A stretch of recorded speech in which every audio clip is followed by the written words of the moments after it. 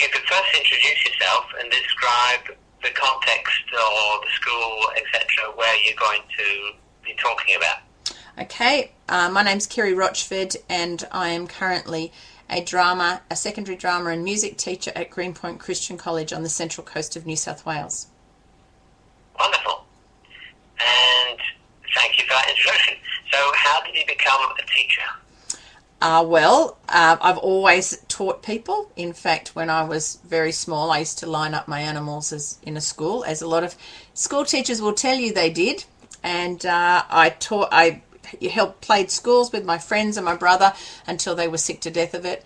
When I was 13, I taught on a cruise ship. When we went overseas, we went on a round the world cruise, and they asked me would I like to take the 4-year-olds, and I did. So for 2 hours every day, I would spend time teaching little ones to read and write and play games and tie their shoelaces and all sorts of things. Then I became a Sunday school teacher when I was about 15. I had a school teacher, Judy Bennett, from Toongabbie Christian School, and she taught me, trained me to be a Sunday school teacher, and that had a lot of teacher training principles in it. And I always wanted to be a teacher, so here I am. Do you know why? It was an innate sense of, I don't know, wanting to impart things to people. Everywhere I went, I was thrust into that position. As a teenager, I taught children and adults to swim. I taught life-saving principles. So it didn't matter where I was. For some reason, I was in a teaching role. And maybe it was that I took charge easily of things, or I understood things easily and I could explain it to someone else. When I was in year 2, they used to send me outside with the slow readers so that I could help them to read better. So. Wow. So you just, whenever there was an opportunity, it sounds, you just took it. Yes, it would seem that way. I never meant to, but it did happen, yes.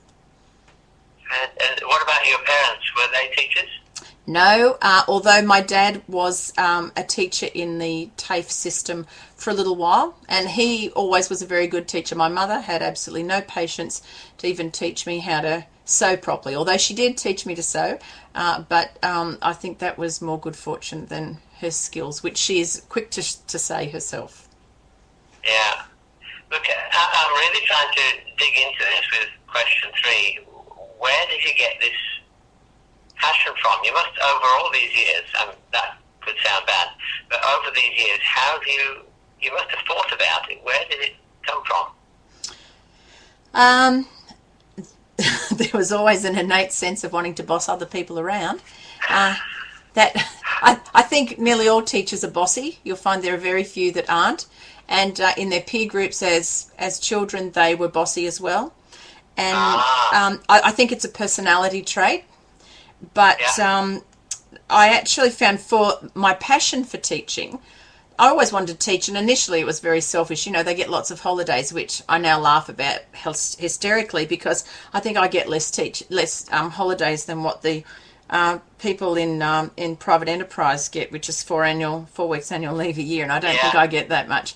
However, when I had my children very young, and I was teaching when I had them, and I realised that I actually wanted my children to be treated well, because I loved them so much, and I wanted people to treat them that way. And I began to treat other people's children the way I wanted my children treated. And so as I began to treat children like that, I began to love them more and more. And when you begin to love children more, you tend to do more things for them, and you suddenly find yourself doing things you never imagined that you would do, like taking them over to, America on holidays, and spending after school time with them for copious amounts of time, and being locked away with them for a week at a time, with 30 or 40 16-year-olds, and suddenly you realize that you're doing really weird things that you never thought you would, but you absolutely love the time with the children. The more time you spend with children, the more you begin to love them, and the more you learn from them, but the more you want to impart to them, I think, as well. Wow, the more you learn from them.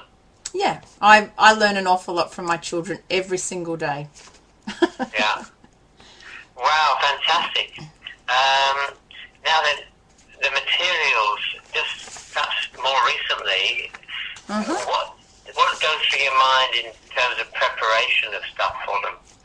Okay, well, I've only been in secondary teaching for the last 9 years, and so I've had to learn my subject all over again, especially to teach HSC. So I have to be really prepared, like tomorrow when I'm teaching a new topic to them, and it's all practical. And because I teach practical subjects, you have to be really prepared, because if you're not, the lesson won't go well. So what I do is I actually plan, in terms of preparation, I plan my year. I like to program for a year so that I know what I'm doing in that year, and I know how I'm going to link each of my subjects into one another. And then on a week-to-week basis, I'll try and be prepared a couple of weeks ahead, at least in terms of how I'm going to do something. The last-minute stuff, like the actual games and the written work, might not happen until the night before. But for me, it's all about a mental process. And if I'm not prepared mentally, then my classroom's going to be a write-off, because you've got to be on your game when you've got practical lessons. The kids just run all over you if you haven't. Yeah. Fantastic. Yeah, so I run through the lesson in my head. I have it all written down as well. I'm not someone who doesn't keep their teaching notes. I actually do. Yeah. I think you have to prepare yourself emotionally as well, because it's a big drain when you're dealing with children. If you come in tired, if you come in, preoccupied, the kids sense that, and then they'll want more of your time, and often, again, you fall flat on your face. So you've got to be prepared to put you aside and look at them, because that's what they're asking you all the time. Look at me, look at me. Okay. Look, I'm conscious of our time. Mm-hmm. I'd love to go to the last two questions. Yep. Do you have in a nutshell, do you have how can I put it, a philosophy, if you like, for your management of students in a classroom? Well, in a practical sense, I have boundaries that I put in place at the beginning of the year, and I stick to them very strictly. And so if people cross over those boundaries, they're punished, and that means exclusion from an activity. And again, there isn't a kid in Year 8 who doesn't want to be in the drama class. And if they miss an activity, they are absolutely beside themselves to get back into the next activity. That doesn't mean that you don't have problems. And sometimes, but what I try to do is to get to the heart of what's wrong with my child. If I have a kid who's constantly misbehaving, constantly disobeying, or just not engaging, then I'm finding out why. And that usually means talking to the teachers, looking at their files, talking to other people to see if they're having problems, finding out what works. And I have several students like that at the moment, and we're doing our best to try and work around how to make life easy for them in the classroom, as well as more comfortable for me. Yeah, and that's wonderful, thank you. And finally, the biggest question of all, what is the heart of a teacher, as in a wonderful teacher? What do you feel is the heart? I think the heart of the teacher puts the child first. The teacher who is thinking about their children, and please don't get me wrong, because I don't consider myself to be particularly wonderful, but I just know when you put the children first, you don't have a lunch break, because there might be a child that needs you. You always have time to listen, because they want you to listen more than anything. And sometimes it's just to know that you care. I have a child at the moment who is seeing a counsellor because she hasn't got any friends in the Year 7 class, and she will pack up her books last thing in the classroom just so that I can ask her, how are you going today? And she won't necessarily unburden herself on me, but she'll say, today's a better day, or yesterday was a good day, or, it's going to be all right.